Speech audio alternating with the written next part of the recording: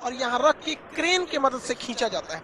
Crane की मदद से इसे उठा के और फिर इसे असेंबल किया जाता है। एक एक पार्ट, यहाँ आपको 4 पार्ट दिख रहा हो, 1 2 3 4, ये तो ऊपर वाला पेलोड है, तो इसको भी आप 5वां पार्ट मान सकते हैं। तो एक एक पार्ट को इस तरह से क्रेन के मदद से रखा जाता है। पहला पार्ट रखने में तो दिक्कत नहीं होता है क्योंकि हाइट कम ही रहती है, लेकिन जैसे जैसे ये ऊपर जाता है वहां तक इंजीनियर को पहुंचना, वहां से नट बोल्ट को कसना, पूरा सीधा रखना, हर चीज को जांच करना काफी दिक्कत होती है। इसलिए इसका जो असेंबली वाला यूनिट होता है ये काफी सोफिस्टिकेटेड, एकदम अत्याधुनिक होता है। जैसे यहाँ देखेंगे तो क्या वो टेम्पोररी होता है, इस तरह से गिरा दीजिएगा तो ये आके गिर जाता है। अब यहाँ वाले पे इंजीनियर वगैरह अपना यहाँ पे खड़े होकर देख सकते हैं, फिर यहाँ हो सकता है। अब ये वाला जो सेकंड पार्ट जा रहा है इसे क्रेन से खींच के इसके ऊपर रखा जाएगा। जैसे देखिए ये फर्स्ट वाला पार्ट यहाँ रख दिया गया, इसमें से इंजीनियर हट गए हैं। अब देखिए यहाँ पर ये लोग यहाँ पर अपना वर्क कर रहे हैं। जब ये हो जाएगा तो ये वाले छत को खोल दिया जाएगा, फिर इस छत को यहाँ पर ऐसे नीचे गिरा दिया जाएगा ताकि वो लोग काम कर सके। ये असेंबली यूनिट होती है, कई फ्लोर बाई फ्लोर होती है जिसमें जोड़ा जाता है। जैसे ये देखिए यहाँ आपको दिख रहा होगा रॉकेट का एक नीचे वाला पार्ट है। कैसे, जैसे ये रॉकेट ऊपर में भी भूरा है, नीचे में भी ब्राउन कलर का है, तो ये ब्राउन वाला दिख रहा है, ये सेकंड पार्ट, एक पार्ट है जो उसके नीचे है। और ये जो फ्लोर बना है ये टेम्पोररी फ्लोर है, परमानेंट फ्लोर नहीं है, छत नहीं है। अब इसके ऊपर इसको रखा जाएगा क्रेन के मदद से, फिर ये लोग इसको अच्छे से ज्वाइंट करेंगे, फिर इसके ऊपर एक और पार्ट को रखा जाएगा। इस तरह से देखिए एक यहाँ पार्ट है, यहाँ है, यहाँ है, यहाँ है, ऐसे करते करते जोड़ा जाता है। लेकिन ये जो छत देख रहे हैं ये ग्रीन कलर का, इसको हटना तो जरूरी है, पता चला यही रहेगा, रॉकेट उड़ाएंगे तो इसी में फंस के ब्लास्ट कर जाएगा। तो ये टेम्पोररी होता है। जब रॉकेट के सारे स्टेजेज को आपस में जोड़ लिया जाता है तो ये जो छत टाइप का बना था इसे फोल्ड करके हटा लिया जाता है। देखिए ये फोल्ड करके हटा लिया गया और इसको एक बहुत बड़े ट्रेन टाइप का होता है जिसे हम लोग रॉकेट कार कहते हैं, इससे अब इसको आगे की ओर ले जाया जाता है, अब लॉन्च पैड की ओर ले जाया जाता है। यहाँ तो इसे असेंबल किया गया था, अब यहाँ से इसको लेके जाया जाएगा। ये था आपका असेंबली रूम। ये देखिए ये सारे छत के पार्ट्स थे, अलग अलग थे, ये ऐसे खुल गए हैं। अब इसको इसी के मदद से लाया जाएगा। इसके अंदर ये असेंबल किया जा रहा था लेकिन वहां से लॉन्च नहीं किया जाएगा, इसके मदद से, इस कार के मदद से यहाँ लाके फिर इसमें इसको अटैच करके रखा जाएगा इस लॉन्च पैड में। इसरो के पास अभी फिलहाल में दो लॉन्च पैड है। एक लॉन्च पैड से हो नहीं पाता था, इसलिए इसरो जो थी अपने असेंबली लाइन को, जैसे यहाँ देखिए एक असेंबली यूनिट यहाँ था, एक नया यहाँ बना दिया गया, दो असेंबली यूनिट ले आके और लॉन्च पैड दो रखे गए ताकि ले आने में दिक्कत ना हो, जल्दी से जल्दी और ज्यादा से ज्यादा मात्रा में सैटेलाइट को लॉन्च किया जा सके। इसरो के दो लॉन्च पैड है, एक की असेंबली लाइन लॉन्च पैड के काफी करीब है और वहीं दूसरे की असेंबली लाइन देखिएगा तो लॉन्च पैड से काफी दूरी पर है। ये जो इसका जो सैटेलाइट कैरिंग कार होता है ये ट्रेन की पटरी पर चलता है, बहुत ही भयानक इसका लोड रोकने की क्षमता होती है, बहुत धीमी गति से लेकिन ये आगे बढ़ता है। बहुत तेज गति से आएंगे तो ये डिसबैलेंस होकर गिर जाएगा। रॉकेट की एक सबसे बड़ी समस्या है कि जब ये उड़ता है तो इसके थ्रस्ट निकलता है, इतना आग निकलता है कि ये रॉकेट खुद ही जल जाएगा, इतना ज्यादा मात्रा में रहता है। इसलिए इसमें थ्रस्ट निकलने के लिए नीचे एक कैनाल बना दिया जाता है, गड्ढा, और यहाँ देखेंगे तो यहाँ आपको सुराख मिलेगा, छेद, तो इससे जब रॉकेट का जो आग निकलेगा वो नीचे चला जाएगा और ये इस साइड से आग निकलेगा। नहीं अगर ये छेद नहीं बनाएंगे या ये गड्ढा नहीं बनाएंगे तो यहीं पर इतना आग लग जाएगा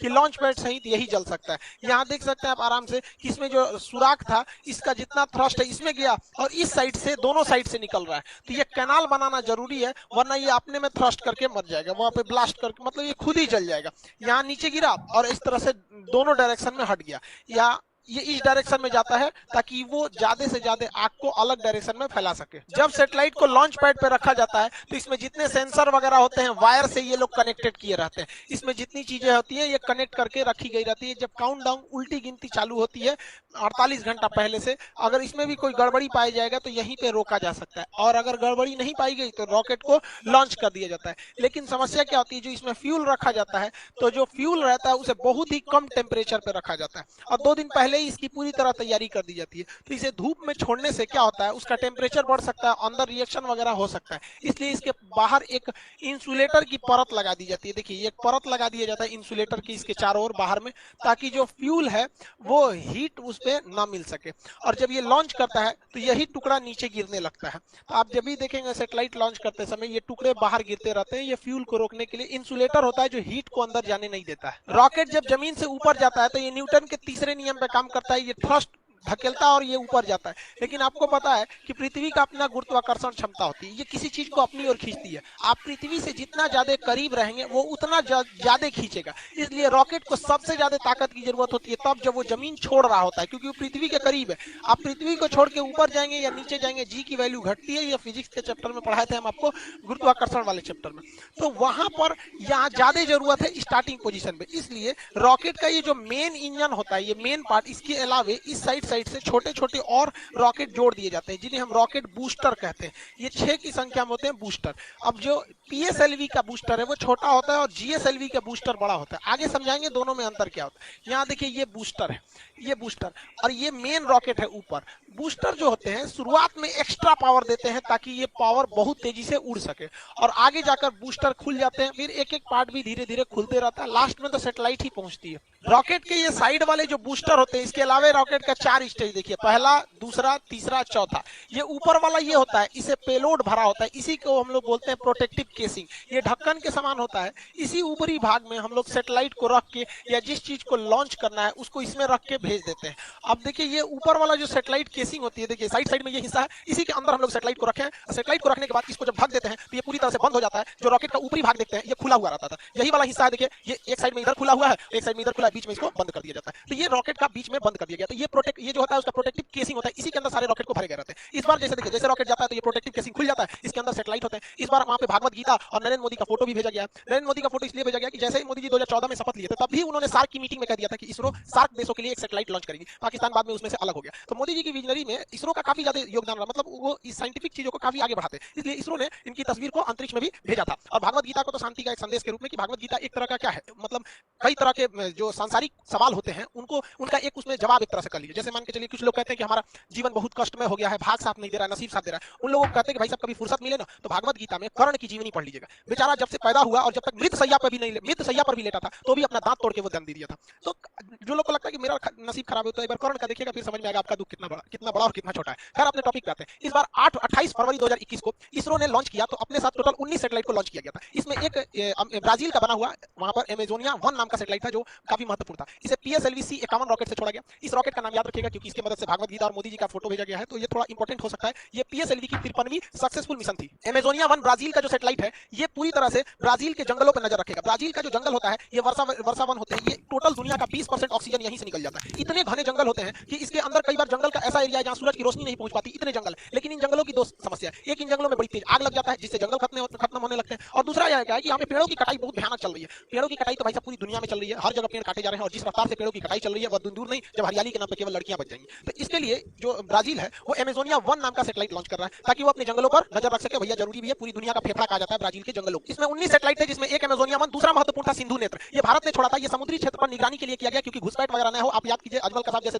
जो घुसपैठ हुए थे छोटे मोटे जहाजों से, इस वजह से वो समुद्री एरिया में किसी भी संदिग्ध जहाजों पर इस सैटेलाइट से नजर रखा जा सकता है। क्योंकि वो जो टेररिस्ट वगैरह जो घुसते हैं या स्मगलर जो ड्रग्स वगैरह का करते हैं उन्हें लगता है कि नहीं यहाँ से तो कोई मतलब नौसेना की जहाज नहीं है, तो कितना बेहतरीन कोऑर्डिनेशन हो जाएगा। जैसे मान के चलिए नौसेना ने कहा कि भैया इस एरिया में मेरी जहाज नहीं है, तो सैटेलाइट से उस एरिया पे ज्यादा नजर रखा जाएगा। और जिस एरिया में नौसेना अभी पेट्रोलिंग पे है तो उस एरिया के सैटेलाइट को उतना फोकस नहीं किया जाएगा। लेकिन इसरो जो है इंडियन स्पेस रिसर्च ऑर्गेनाइजेशन, इसका काम केवल है कि रॉकेट बनाओ और उसको सैटेलाइट बनाओ, दोनों को लॉन्च करो। लेकिन इसमें एक कमाई का भी जरिया हो सकता है। विदेश के लोग जो है बहुत सैटेलाइट बनाना बहुत मुश्किल का काम नहीं है, लेकिन रॉकेट बनाना बहुत मुश्किल काम। इवन हम लोग ने अपना पहला सैटेलाइट आर्यभट्ट भारत में बना लिया था, लेकिन उसको हम लोग लॉन्च करने के लिए रूस को दिए थे और रूस ने अपने रॉकेट से उसे छोड़ा था। तो बहुत से ऐसे देश हैं जो दुनिया को कहते हैं कि भैया अमेरिका से कहते हैं, यूरोप से कहते हैं कि हमारे सैटेलाइट को छोड़ दो, तो भारत बहुत सस्ते में छोड़ देता है और भारत की सैटेलाइट काफी विश्वसनीय होती है। इसलिए इसके लिए भारत सरकार ने एक कंपनी बनाई थी, उसका नाम था एंट्रिक्स। एंट्रिक्स कॉर्पोरेशन था 1992 में बनाई गई थी। ये कंपनी दूसरे देशों से कहती थी भैया तुम्हारा सैटेलाइट छोड़ना है, लाओ यहाँ लाओ पैसा दो हमको दो, और ये इसरो को देती थी भैया इसको भी छोड़ दो हम इतना पैसा दे देते हैं। लेकिन इसमें कुछ कमियां थी जिसको सुधारते हुए 2019 में न्यू स्पेस इंडिया लिमिटेड नाम की कंपनी ऑर्गेनाइज कर दिया गया। अब किसी को अपनी सैटेलाइट छुड़वाना है तो डायरेक्ट इसरो से बात नहीं करेगा, इससे बात कीजिए बिजनेस वाला काम ये संभालेगी, बाकी रॉकेट सैटेलाइट बनाने का काम इसरो करेगी। एंट्रिक्स ने बहुत सारे मिशन को अंतरिक्ष में भेजा है। एंट्रिक्स ने बहुत सारे दुनिया के ग्राहकों को ढूंढ के लाया है इसरो के लिए, जिससे इसरो की बहुत मोटी कमाई हुई है। लेकिन अभी क्या है, ये न्यू स्पेस इंडिया लिमिटेड को बनाया गया, ये इसकी पहली कमर्शियल उड़ान थी जो ब्राजील से इन्होंने नेगोशिएशन करके लाया था। हालांकि ब्राजील चाइना से इस सैटेलाइट को छुड़वाने वाला था, लेकिन बाद में भारत ने उसे कम दाम दिया, इस वजह से उसने भारत से भी छुड़वा लिया। सैटेलाइट का ऊपर वाला जो भाग होता है ये खोखला होता है, इसे प्रोटेक्टिव केसिंग कहते हैं, ये खुल जाता है। इसी के अंदर सैटेलाइट्स को लॉन्च रखा जाता है। जो सैटेलाइट होते हैं इनके इसी के अंदर रखा जाता है। इसरो ने 2017 में इसके अंदर छोटे छोटे कुल 104 सैटेलाइट को लॉन्च किया था। इसके अंदर देखिए यहाँ पर छोटे छोटे होते हैं, तो 104 रॉकेट सैटेलाइट्स को इस पेलोड के अंदर रखा था।